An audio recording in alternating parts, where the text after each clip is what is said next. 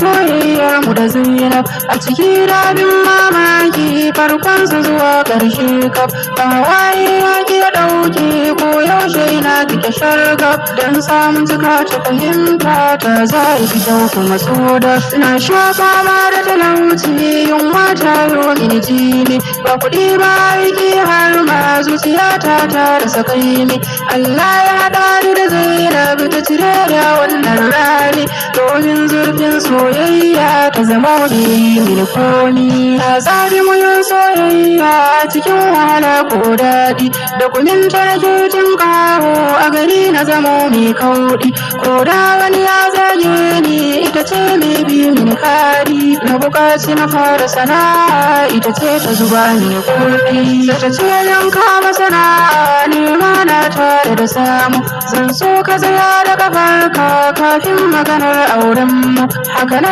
ita ce ke da famina har na yi babban kamo ɗaukaka ta zo ta sannu da da kuɗi na samu kasuwanci ya bunƙasa suna na yin tashi to ma me zan yi wa Zainab da wuya in zai wuta fanshe aka sa haka sai na zamanto haƙurin da ya datse harshe yan mata suka ruɗe ni na guje Zainab ba tushe Zainab gida ta zauna da Sumayir ranar aure ta samu masoya sun zo domin ni duk ta kore har ta je ta ga gidana zaton ta kamar